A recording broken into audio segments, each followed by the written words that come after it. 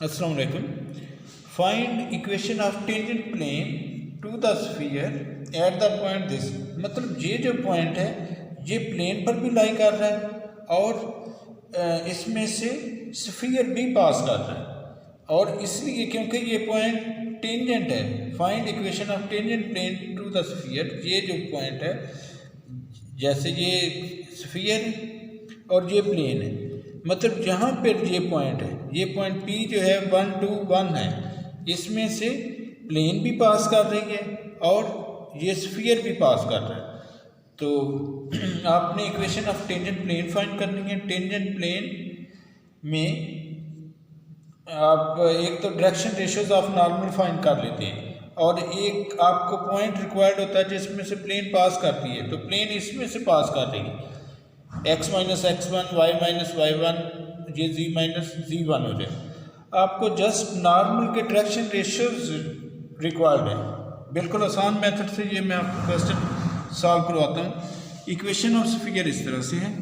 ये स्फीयर की जो जनरल फॉर्म होती है उसमें एक्स स्क्वायर वाई स्क्वायर जी स्क्वायर के कोएफिशिएंट 1 होते हैं। यहाँ पे 3 है तो इसलिए आप इस सारी इक्वेशन को 3 से डिवाइड करवा देते हैं। Divide by 3।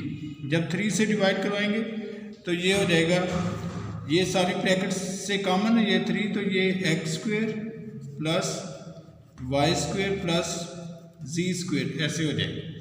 इसको जब 3 से डिवाइड करवाएंगे तो -2/3 और इस तरह से minus,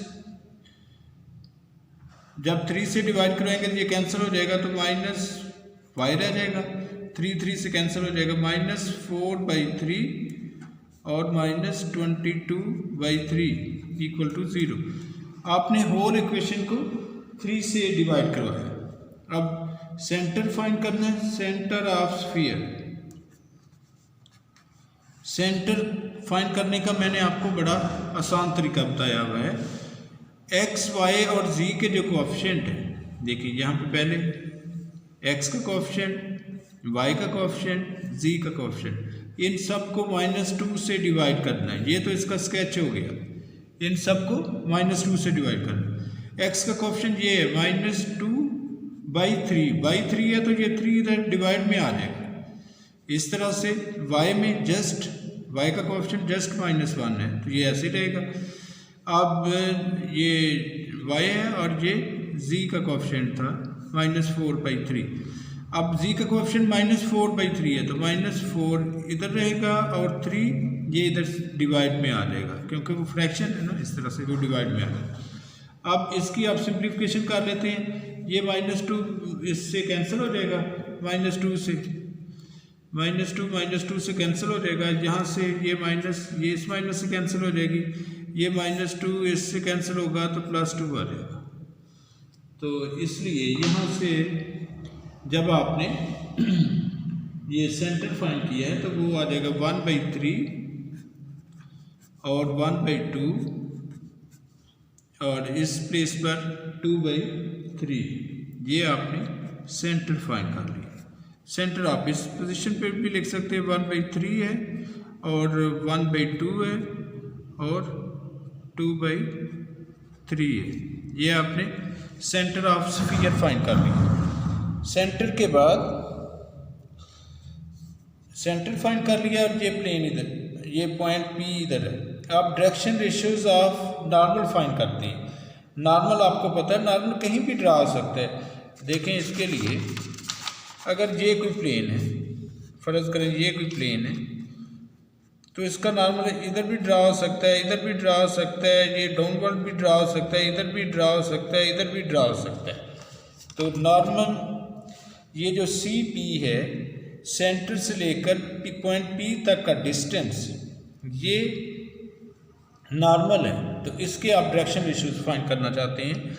direction ratios of normal आप इधर लिख लेते हैं, direction ratios of normal. Direction ratios of normal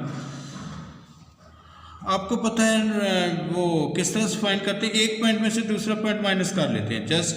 तो ये पॉइंट ज़रा ज़्यादा वैल्यूज़ है 1 2 और 1 की तकरीबन, तो इसमें से ये वाली वैल्यूज माइनस कर देते हैं। Direction ratios of C P 1 minus 1/3,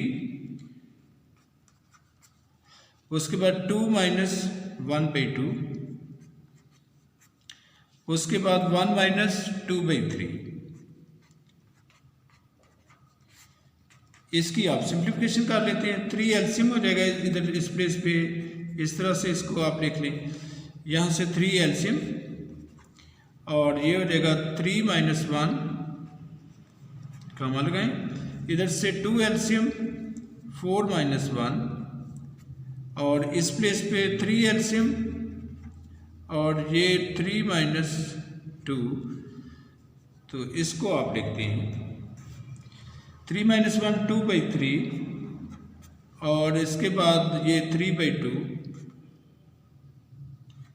next 1/3। ये डायरेक्शन रेशियोज ऑफ नॉर्मल है।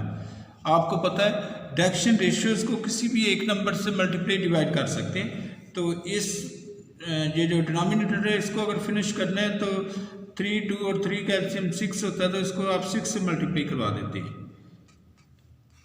मतलब इसको आप 6 से मल्टीप्लाई करवा दें हर एक नंबर को। जब इसको 6 से मल्टीप्लाई करवाएंगे तो ये इधर 4 हो जाएगा 4, इसको जब 6 से मल्टीप्लाई करवाएंगे तो ये 9 हो जाएगा, क्योंकि 3/2 मल्टीप्लाई 6 वो 3 3 × 3 9। इसको जब 6 से मल्टीप्लाई करवाएंगे तो ये 2 हो जाएगा। तो आपने जो सिंपल फॉर्म में ये इसके फाइंड कर लिए यहाँ पे, मतलब इसको आपने 6 से मल्टीप्लाई करवाया था तो ये फॉर्म इसकी आ गई थी। अब इसके बाद नेक्स्ट आप इसको थोड़ा सा देख लेते हैं। अच्छा, वो एक्चुअली ये पॉइंट 1 2 3 था, तो इधर लिखे 1 2 और 3 इस प्लेस पर। तो जब इसको सेंटर में से ये पॉइंट माइनस करेंगे 3 माइनस 2/3, तो इस प्लेस पे आएगा 3 माइनस 2/3, तो ये इस प्लेस पे हो जाएगा 9 9 माइनस 2, ये हो जाएगा 7/3। तो जब इसको मल्टीप्लाई करेंगे तो ये इस प्लेस पे 14 आ जाएगा, क्योंकि जब इसको 6 से मल्टीप्लाई करेंगे तो 2 तो 7 14। ये आपने direction ratios of normal find करनी। अब आपने फाइंड करना है equation of tangent plane, equation of tangent plane to sphere, equation of tangent plane. कौन से पॉइंट पे फाइंड करनी है? एट पॉइंट 1 2 और 3 विद नॉर्मल। नॉर्मल कौन सा है? ये जो अभी आपने फाइंड कर लिया है विद नॉर्मल, ये 4 9 14। तो ये मतलब ये पॉइंट x1 हो जाएगा, x1 y1 z1, और नॉर्मल को हम a b और c में सपोज करते हैं इंटरनल फॉर्म में। तो equation of tangent plane this, तो वो इसकी फॉर्म होती है equation of tangent plane at this point. General form लिख लें, a into x minus x1 plus b into y minus y1 plus c into z minus z1 equal to 0। ये point, तो ये x1 y1 z1 है, ये normal a b c है। तो इधर आप नॉर्मल की वैल्यू निकाल लें, 4 a की value 4 into x minus x1, कौन सा पॉइंट है 1, प्लस इसी तरह से b की वैल्यू 9, y माइनस y1 की वैल्यू कौन सी है 2, plus c 14, z minus z1 की वैल्यू कौन सी है 3 इक्वल टू 0। इसको आप मल्टीप्लाई करके सिंपल फॉर्म में फाइंड कर लें। इसको जब मल्टीप्लाई करेंगे 4x minus 4 plus 9y minus 18 plus 14z minus 42 equal to 0। This implies that, अब आप आंसर लिख लें, इसमें आंसर में ये एक्स वाई जी की वैल्यू पहले लिख लें, 4x plus 9y plus 14z, इन नंबर की सिंप्लीफिकेशन कर लें, -4 -18 -22 हो जाएगा, -22 -42, तो इसको जब आप ऐड करेंगे तो -64 = 0, तो ये इसका आंसर फाइंड हो जाएगा। दोबारा से ज़रा देख लीजिए,